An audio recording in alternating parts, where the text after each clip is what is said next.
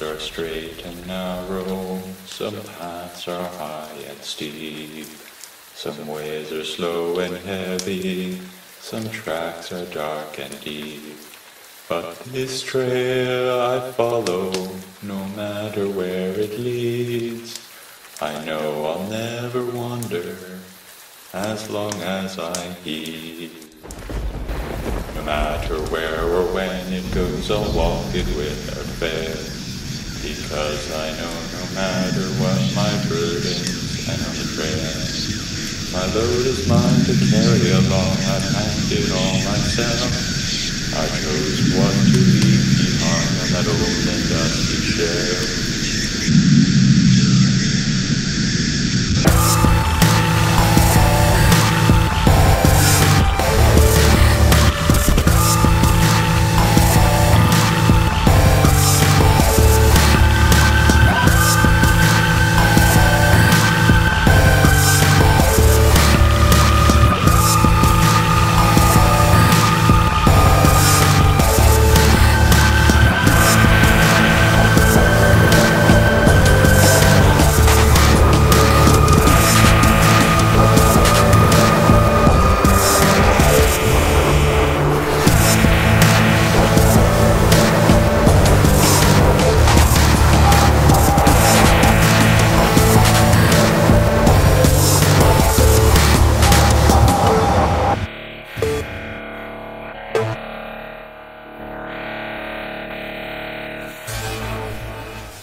There's an interesting peculiarity about the game of Blackjack. Unlike other card games, the player or players don't compete against each other but rather against the dealer. It could be surmised that Blackjack serves as a metaphorical representation of life itself, specifically the never-ending struggle between man and fate, with the dealer symbolizing the unknown, the uncertainty of a player's future, God and destiny, and the cards it deals to said player represent what's at stake, either failure or success, a chance to keep going or to lose everything, the odds by which one's path is decided. Life is a constant gamble with fate. This interpretation of the popular casino game serves as a recurring leitmotif in Project Horizons, and not just because the main heroine happened to be named after it. Blackjack's first encounter with the mysterious dealer happens in the context of one of the best card-related metaphorical dream sequences ever constructed, along with this one other you all remember because The Simpsons made fun of it. In her mind, the dealer is the literal ponification of the wasteland itself, and therefore death, which she initially perceives as the source of all her misery and angst, the entity she forces herself to fight against, thus further empowering her sufferance and locking herself in the ever-revolving vicious cycle of her own masochistic path. The cards he deals to her represent what she's putting on the line in her desperate gambit to win redemption, namely the lives of those she could or could not save. This metaphor, along with her card-related cutie mark, and even the red and black colors of her mane for that matter, serve the purpose of subtly illustrate to us what Blackjack's own special talent, destiny, greatest strength and weakness all are. She's a gambler in the game of life and death, constantly fighting against overwhelming odds to secure a victory, suffering in unimaginable ways when she loses, but never actually giving up, even when she wants to give up. She's simply not allowed to give up, partly because of her self-abusive perseverance that leads her to alienate herself from her friends, partly because she gets so addicted to self-loathing she never gives herself a break, and partly because that's her destiny, as the story progression itself seems to suggest. Her unique talent is to persevere no matter the odds, like true gamblers, and her fate is to be locked in the previously mentioned masochistic cycle of her own existence, filled with pain and self-hatred, to literally being deprived of the ability to die, to keep on going without the luxury of simply giving up. All of this brings us to one simple conclusion. Blackjack is a martyr without a comeuppance. She's Jesus Christ constantly resurrecting only to be crucified again. She is the embodiment of sorrow.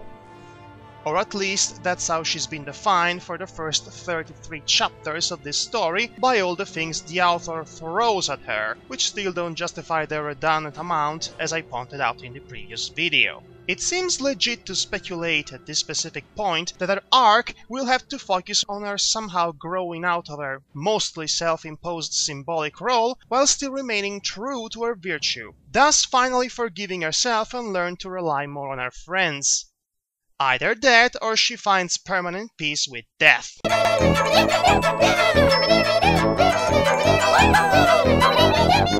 Well, that was a tad depressing. Let's lighten up the mood. Hey, you know how little Pip gets so adorably bashful when addressing her homosexuality, making her the perfect victim of constant teasing from both Homage and Velvet Remedy? Blackjack completely throws subtlety out the window by being a no-holds-barred, gloriously bisex man! Which makes perfect sense considering the nature of our stable, in which males are nothing but tools for reproduction and occasional fun to be disposed of at some point, and are otherwise kept separated from all the mares, leaving them to experiment with themselves. If there's one positive thing about Blackjack's upbringing in this nightmarish rape factory, is the fact that she grew up to be a sexually liberated individual. Also known as gloriously bisex man! Which only makes things more awkward when she gets outside with a stallion of her stable, whose own homosexuality has made things especially hard for him. By the way, the game of Blackjack is also known as 21. The name of this character is P21. Anyway, the reason why this stallion and the gloriously bisex man are on the run is because she stored some important file in her pip box, and she's been chased for it by a crazy, overpowered, female-hating cyber pony by the self-appointed name of Deus Ex Machina. I am not even kidding. Who's working for a mad scientist ghoul by the name of Sanguine. Conspiracies abound, twists turn, questions are questioned, and the plot becomes a bit contrived before too long. New friendships are formed with Morning Glory, Rampage, Lacuna, and P21's unknowing daughter Scotch Tape gets to join too later on to make things all the more uncomfortable. It's funny to notice how the more whole and sensible characters in this group of hopeless psychological screw-ups are the immortal death-reckoning mare with the spiked armor and the alicorn born from all the negative and painful emotions of a goddess. And to explain who Lacuna is in more depth, I would have to explain who the goddess is. And to do that, I would also have to explain what Unity is, and that would spoil one of the most mind-blowing twists of the original story. Suffice to say, it's important to this universe's lore. It's rather charming how a character named Rampage, who has to constantly digest drugs in order not to lose her good mood, who's endured some of the most atrocious things an impossible to kill pony could endure, chapter 22 hint hint, turns out to be the best possible friend one like Blackjack could possibly ask for. She's a good listener, she always knows what to say to cheer ponies up, and she's very fun to be with in general. Unless, of course, one of her many personalities takes over and they have to put her down with either a bullet in the head or through incineration. It's truly fascinating how a story like this manages to find a balance between ludicrously over-the-top characters and the necessary amount of exploration needed to give them actual depth and weight, all the while not being fully able to balance its increasingly contrived plot with set characters and their subsequent evolution. Flaws aside, Project Horizons is still more than capable to give the original story a run for its money. It has better action sequences for once. As of chapter 33, the story, and therefore the main heroine's arc, has reached its darkest and most unsafe turning point yet, and it will be interesting to find out what will happen afterwards. Will the importance of the main six and the ruling princesses be further undermined? Will Blackjack finally enter therapy? Will she join forces with Little Peep for a glorious one-night stand? I'm just kidding. No way that's ever going to happen. I mean, it makes no sense. Just imagine how dumb that would be. It's like the story's believability committing suicide right there and there.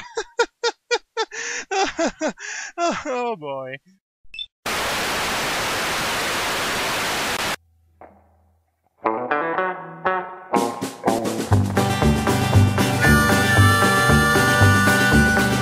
Pony, rage down in the stable underground. What immortal horn hoof frame thy fearful symmetry? In what fallen city or land did your spirit break so grand? How much pain did you endure to protect and life secure? What friends, what love lift your heart from above? When your tears began to fall, what dread sorrow held you enthralled? What the shock and what the flame, in what torment birth the shame? That the rifle, what dread eye, guide your bullets as they fly? When your guns and pistols roar, promise doom and death. Today's secret word is